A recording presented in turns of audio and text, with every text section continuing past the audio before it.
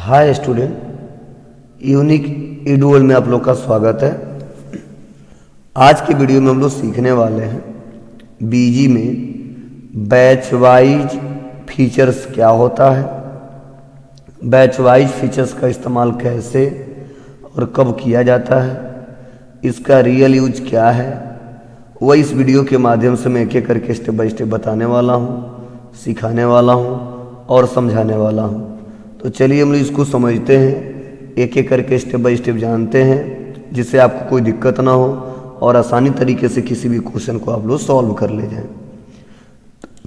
सबसे इसके बारे में थोड़ा सा हम लोग समझ लेते हैं। देखिए, सबसे पहले मैं बता दूं बैच वाइज, ये बैच वाइज होता क्या है और क्यों हम लोग बीजी में इसका यूज करते हैं, इसको समझिए। बैच वाइज स्टॉक को मेंटेन करना क्यों जरूरी होता है, तो देखो ये सबसे ज़्यादा वहाँ पे इस्तेमाल किया जाता है जहाँ पे किसी प्रोडक्ट का मैन्युफैक्चरिंग डेट मेंशन करना हो, या मैन्युफैक्चरिंग डेट के साथ साथ हम लोग क्या करते हैं, एक्सपायरी डेट भी सेट करते हैं। मीन्स मतलब यह है कि सपोज कोई ऐसा प्रोडक्ट आप खरीद रहे हो और बेच रहे हो जिसका मैन्युफैक्चरिंग डेट भी है और जिसका एक्सपायरी डेट भी है, जिसका मैन्युफैक्चरिंग डेट भी है और एक्सपायरी डेट भी है, और तुम उस प्रोडक्ट के साथ मैन्युफैक्चरिंग डेट और एक्सपायरी डेट सेट करना चाहते हो, जिससे फ्यूचर में हम लोग मैन्युफैक्चरिंग डेट को, एक्सपायरी डेट को अच्छे से ट्रैक कर पाएँ और उसी हिसाब से हम खरीद और सामान को बेच पाएँ, जिससे आगे चल के फ्यूचर में होने वाली दिक्कतों को हम लोग आज ही सॉल्व कर पाएँ।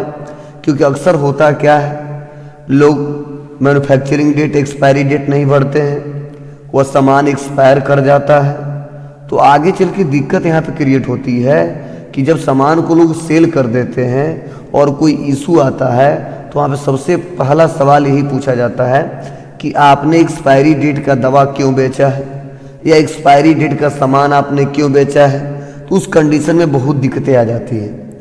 तो ऐसी कंडीशन में अगर हम सेट कर लेते हैं तो बहुत ही फ़ायदा होगा, जिससे आगे चल के अगर हमसे कुछ गलतियाँ हो रही हैं या गलतियाँ होने से हम पहले बच सकते हैं, या कोई सामान एक्सपायर हो रहा है, ठीक है, उसको हम पहले सेल कर सकते हैं। तो ये सारा ट्रैकिंग आसानी तरीके से किया जा सकता है। अब कैसे किया जाता है, इसके लिए कहाँ जाते हैं, क्या फीचर्स इनेबल करते हैं, चलिए मैं इसको सिखा रहा हूँ।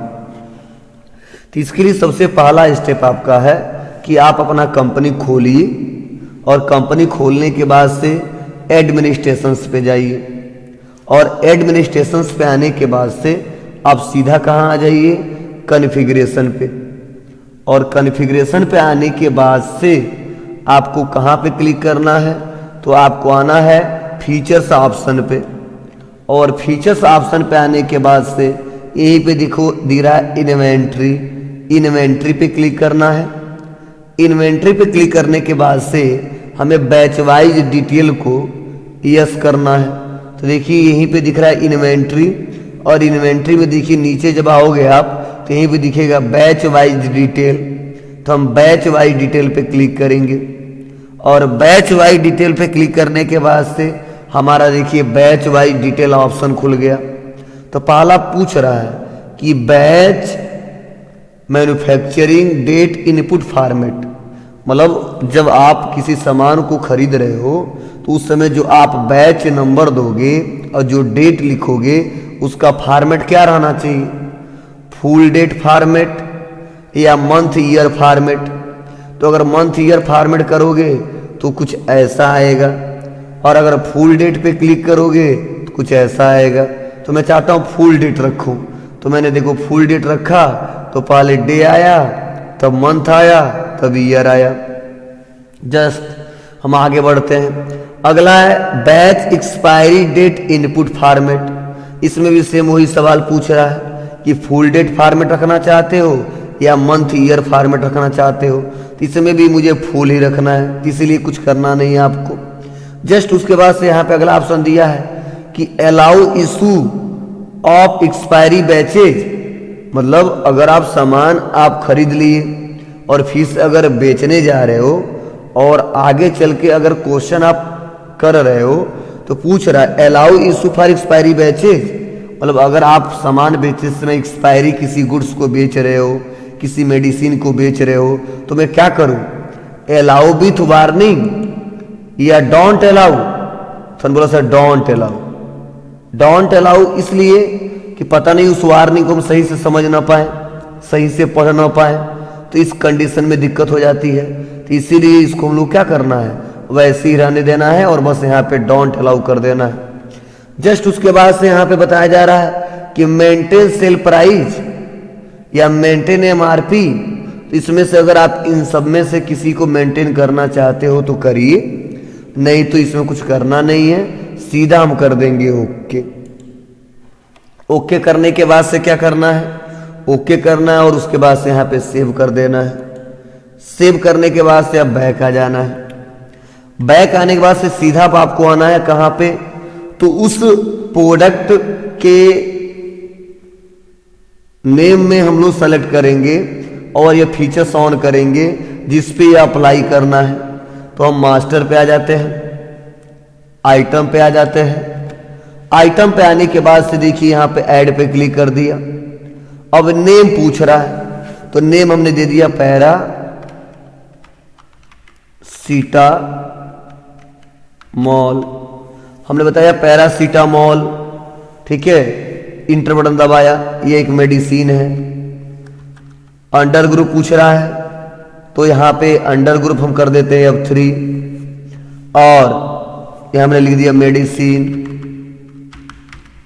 इंटर दबाया, करा प्राइमरी ग्रुप है, हमने बोला यस सर, यस कर दिया।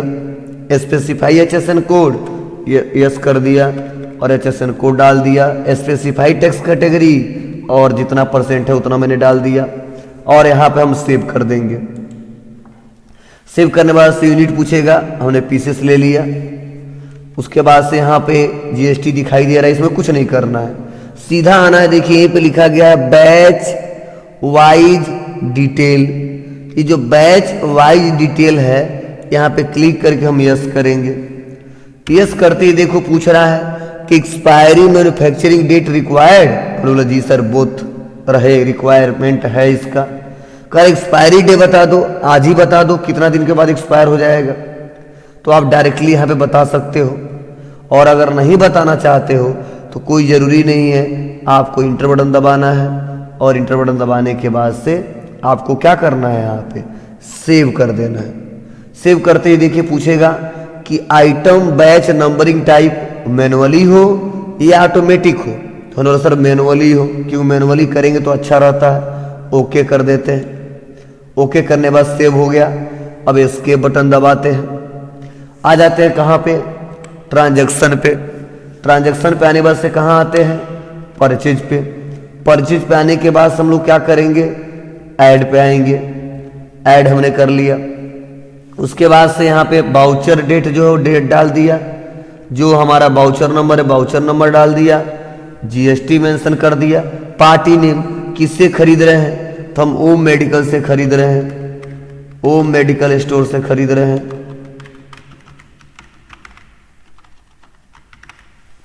इंटर बटन दबाया। अंडर ग्रुप क्या है, तो सन्ड्री क्रेडिटर हमारे हैं। अब इनका एड्रेस जो भी है वो कहाँ है, तो पडरौना है, तो हमने यहाँ पे पडरौना मेंशन कर दिया है। और जो भी डिटेल भरना दे देंगे, यस करेंगे और सेव कर देंगे। यस कर दिया, इंटर बटन दबाया। आइटम नेम ले लिया क्या, तो पैरासीटामोल, तो हमने पैरासीटामोल ले लिया। क्वांटिटी पूछ रहा है तो हमने 50 क्वांटिटी खरीदा, 50 ले लिया। इंटर बटन दबाएंगे। इंटर बटन दबाते ही पूछेगा बैच नंबर, मतलब किस लॉट में बना है, उसका किस बैच में बना है, बैच नंबर बताओ। क्योंकि देखो जब प्रोडक्ट बनते हैं, जो मेडिसिन बनते हैं या जो भी मैन्युफैक्चरिंग डेट एक्सपायरी डेट दिया जाता है वो बैच के हिसाब से दिया जाता है। फर्स्ट बैच में कितने आइटम बने थे, सेकेंड बैच में कितने बने थे, थर्ड बैच में कितने बने थे। तो ये जो पैरासीटामोल बना था वो किस बैच का है, फर्स्ट वाले का है, सेकंड वाले का है कि थर्ड वाले का है, क्योंकि बैच के हिसाब से हम लोग सामान को बेचेंगे तो अच्छा रहेगा आगे चल के। तो मान के चलिए बैच नंबर था 01 तो 01 कर दिया। अब 50 क्वांटिटी है। अब कह रहा मैन्युफैक्चरिंग डेट 1 अप्रैल 2025 है और एक्सपायरी डेट भी 1 अप्रैल 2025 है, तो एक ही दिन में ख़त्म हो जाएगा। तो ये मैन्युफैक्चरिंग डेट 1 अप्रैल 2025 है, लेकिन जो एक्सपायरी डेट है वो आपका 1/2/2026 है। मतलब जो एक्सपायर कर देगा वो कब कर देगा, तो अप्रैल में यह बना है और 2026 में फरवरी में एक्सपायर हो जाएगा। मान के चलते हैं, इंटर बटन दबाते हैं और इसको ओके कर देते हैं। और कितना प्राइस है, तो एक का प्राइस है मान लो 2 रुपया 50 पैसा। उसके बाद से टैब बटन दबाएंगे या 4 बटन दबाएंगे और सेव कर देंगे। तो देखिए हमने यहाँ पे खरीद लिया। अब खरीदने के बाद से हमें क्या करना है, हमें इसका रिपोर्ट देखना है कि जो बैच वाइज हमने माल को खरीदा है उसका रिपोर्ट कहाँ दिखाई देता है। तो मैं आपको बता दूं, ये रिपोर्ट देखने के लिए आपको एस्केप बटन दबाना होगा, सीधे आना होगा आपको डिस्प्ले में। डिस्प्ले में देखिए जब नीचे आएंगे तो एक ऑप्शन आपको दिखाई देगा, यहाँ पे क्या दिख रहा है, बैच एमआरपी वाइज रिपोर्ट। तो बैच एमआरपी वाइज रिपोर्ट पे क्लिक करेंगे। क्लिक करने बाद हमारे सामने बहुत सारे इंटरफेस खुलेगा। यही भी दिख रहा है batch wise stock. Batch wise stock पे क्लिक करेंगे। अब पूछ रहा 1 आइटम, ग्रुप ऑफ आइटम या ऑल आइटम। तो 1 आइटम का देखना तो 1 आइटम पे क्लिक करिए, ग्रुप ऑफ आइटम का देखना है तो ग्रुप ऑफ आइटम पे क्लिक करिए, और जितने आइटम से सबका देखना है तो ऑल आइटम पे क्लिक करिए। तो हम 1 आइटम पे क्लिक कर देते हैं। 1 आइटम पे क्लिक करने बाद से आइटम नेम में ऐसी लॉक है, तो हमारा तो पैरासीटामोल है, तो हमने पैरासीटामोल ले लिया। और पैरासीटामोल लेने के बाद से यहाँ पे कह रहा है स्टार्टिंग डेट बता दीजिए और इंड डेट बता दीजिए। तो हमने स्टार्टिंग डेट भी वही रहने दिया, इंड डेट भी वही रहने दिया। अभी कुछ करना नहीं है। और यहाँ पे आने के बाद ऑल बैचेज, सारा बैचेज ले लेंगे और उसके बाद हम यहाँ पे ओके कर देंगे। ओके करते देखिए यहाँ पे ओम मेडिकल स्टोर हमने खरीदा था, बैच नंबर था 01, मैन्युफैक्चरिंग डेट था 1 अप्रैल और एक्सपायरी डेट है 1 फरवरी 2026। अब बता रहा है कि यहाँ पे पैरासीटामोल है, कितना क्वांटिटी है, 50 क्वांटिटी है। तो इस प्रकार हम आसानी तरीके से इसका यूज कर ले रहे हैं। अब फिर हम बैक आते हैं। बैक आने के बाद मैंने क्या कर दिया, ट्रांजैक्शन पे गए, सेल पे आए, ऐड पे क्लिक कर दिया।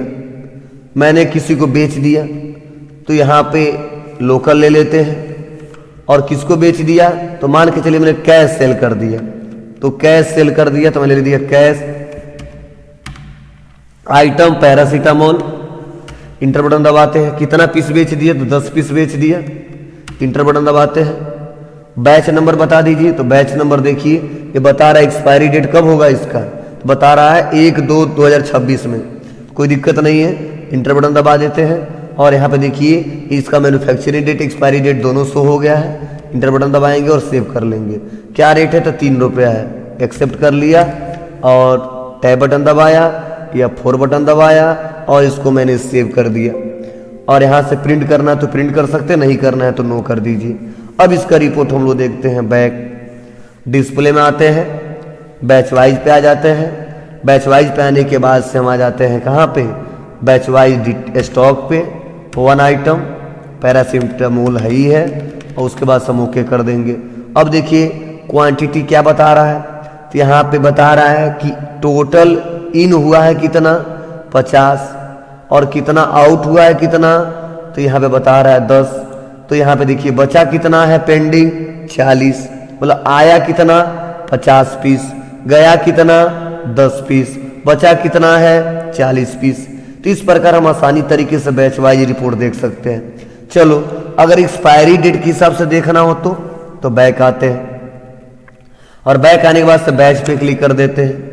एक्सपायरी बैचेज पे क्लिक करते हैं, 1 आइटम पे ही क्लिक करते हैं, टिल डेट पे ही क्लिक करते हैं, और यहाँ पे डेट पूछ रहा है तो मैंने क्या कर दिया 1/10 कर दिया, मतलब 1 अक्टूबर 2025 हमने कर दिया, 24-25 कर दिया।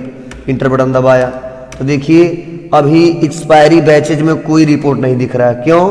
क्योंकि हमारा पैरासीटामोल का क्या था, 1 अप्रैल से लेके 1 फरवरी 2026, और हम चेक कहाँ पे किए हैं, 1/10/2025 का, मतलब हमने जो चेक किया वो 1 अक्टूबर तक का चेक किया है, इसलिए एक्सपायरी में कुछ नहीं दिखाई दे रहा है। अगर मान के चलिए अगर डेट हम चेंज करते हैं तब हमने बोला कि दिखा दीजिए क्या, 1/4/2026, मतलब 1/4/2026 में हम काम करने वाले हैं। कोई एक्सपायरी हुआ है कि नहीं हुआ है हमको इतना याद नहीं है, तो 1/4/26 किया और ओके किया तो तुरंत देखिए एक्सपायरी में आ गया। कितना? तो बता रहा है कि टोटल ये आपका 40 क्वांटिटी एक्सपायर हो गया है। आपको सर ये कैसे?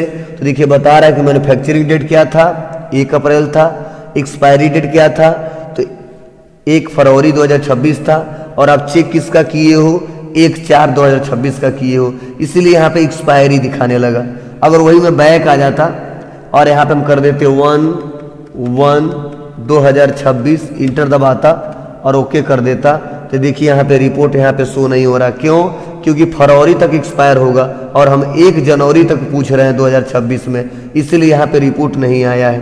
तो जब आप लोग काम करेंगे तो काम करते वक्त ये बार बार दिखते आएंगे, इसलिए मैंने एक ही वीडियो में आपको समझा दिया है कि कैसे फीचर्स इनेबल करेंगे, कैसे स्टॉक आइटम में फीचर्स लगाएंगे, कैसे आप खरीदेंगे, कैसे आप बेचेंगे, कैसे आप रिपोर्ट देखेंगे, जिससे आपको कोई दिक्कत ना हो और बार बार बहुत सारा वीडियो आपको देखना ना पड़े और एक ही वीडियो से सारे के सारे सलूशन आपको मिल जाए।